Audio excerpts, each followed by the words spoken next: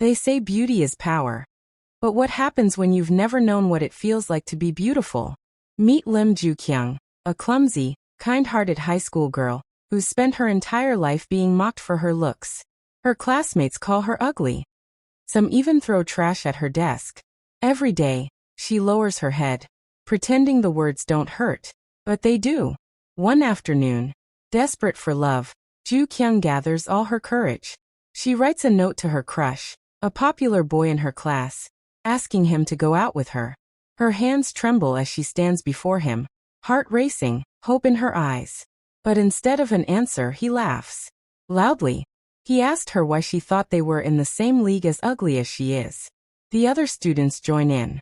They mock her makeup-less face, call her delusional, and record the moment on their phones. One of the girls even shoves her to the floor. Ju Kyung's confession, her small act of bravery, turns into her greatest humiliation. Tears stream down her cheeks, the laughter echoes behind her like a nightmare. That night, she finds herself on the rooftop of her apartment building. She looks down at the city lights, tiny, distant, cold. The pain feels endless. She whispers, "Why was I even born?" But before she can take a step forward, a handsome young man dragged her away from the edge. It's Lee Soo-ho, a mysterious new transfer student. Quiet, composed, his face unreadable.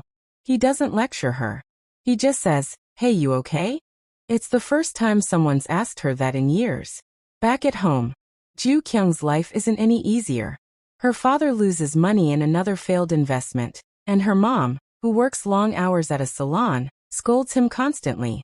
Her older sister, Hee Kyung, is a confident career woman, and her little brother teases Ju Kyung about her face whenever she removes her makeup.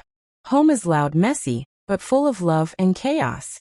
It's also the only place she can finally be herself, even if her brother won't stop laughing at her acne cream mask. Soon after, Ju Kyung's family moves to a new neighborhood. A fresh start. She decides that this time, things will be different. Late into the night, she watches makeup tutorials, trying to copy every brush stroke. She learns contouring, foundation blending, eyeliner tricks, everything to build a new face. When she finally looks in the mirror, even she can't believe what she sees. The next morning, she walks into Saebom High like a completely new person. Her skin glows, her hair flows, her eyes sparkle. Whispers fill the hallway. Who's that girl? She's gorgeous. She must be a model. For the first time, Ju Kyung feels noticed, not as the ugly girl, but as someone admired. She smiles, but deep inside fear lingers. She knows it's all makeup, all illusion. At school, she meets Kang Soo-ah, a bright, bubbly girl who immediately befriends her, and Tae-hoon, a goofy class clown. She finally feels like she belongs. But then, she meets Lee Soo-ho again, the same boy from the rooftop. He's quiet, serious, and doesn't seem impressed by her new beauty. When she catches him staring, she panics. Does he recognize her? Because of her newfound beauty, she easily makes friends in school. They eat together, talk together, and she went out with them on the first day and had fun. She is shocked and surprised. Nobody ever wanted to be her friend. She lives between two worlds. One where she's adored, and one where she's invisible. And the more she hides, the lonelier it feels. Her new friends Soo-ah and Tae-hoon think she's flawless. They invite her to karaoke, take selfies, and praise her glowing skin. She smiles with them, but behind every laugh is the fear that one wrong move could expose her truth. That evening, disaster strikes. Ju Kyung goes to a bookstore to get a new edition book. When she rushes to get the book, she bumps right into Soo-ho and fell on him barefaced. No eyeliner. No concealer. No foundation. Funny enough, he didn't recognize her. He acted like he never knew her and did not care. He stares. She freezes. Time stops. She stammers, "I'm so sorry." Her voice cracks with panic. But Soo-ho simply nods and walks away.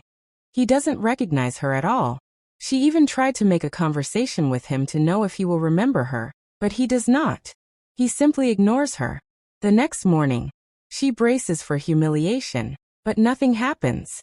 Soo-ho saw her in class and did not remember her face from the previous night. One evening, when she went to buy stuff at the mall, she saw her former schoolmates. She remembered how they would bully and make fun of her. She was so embarrassed and ran out of the mall trying. They saw her but they did not remember her from her makeup. Meanwhile, a new presence enters her world, Han Seo-jun. Tall, rebellious, with a motorcycle and a sharp tongue. He's Soo-ho's estranged friend.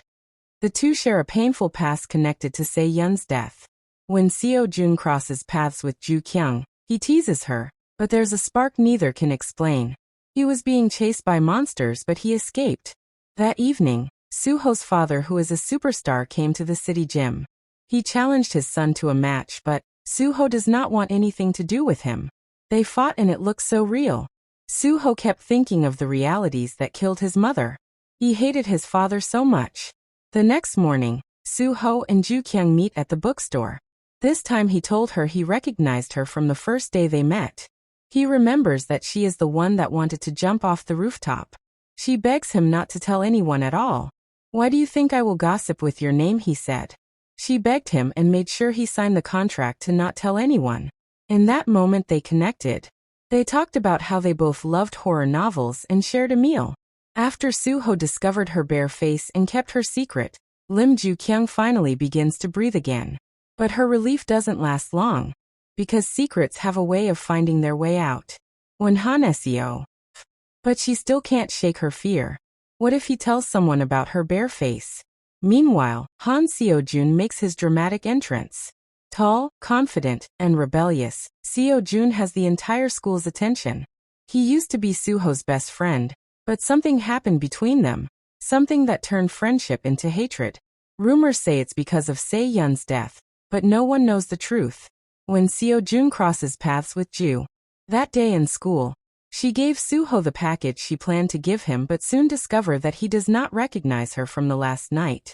She quickly collected it to avoid exposing her secret. Later that evening, he got her number and called her to bring what she owes him. She was so confused on who he wanted to see that she made up half of her face and left the other half natural. She gave him the comic book as promised, and when she got back home she was honestly tired. "I can't keep us with this life," she said. The next day at school, she gave him a jacket with makeup on but he doesn't recognize her. While in school she met Seo-jun. He immediately recognized her and said, "We met before, right? You ran off with my helmet." "Yes, I did. I'll bring it tomorrow." That afternoon in school, her friend was celebrating her relationship anniversary, and before you know it, someone smashed a cake in her face. She ran to the toilet but people were there. She was breathing fast. If she washed her face, she would be the fun of the day. Out of nowhere, Soo-ho saved her. He uses his jacket to cover her and take her out of the crowd. He took her to the staff restroom and she washed her face and put makeup again.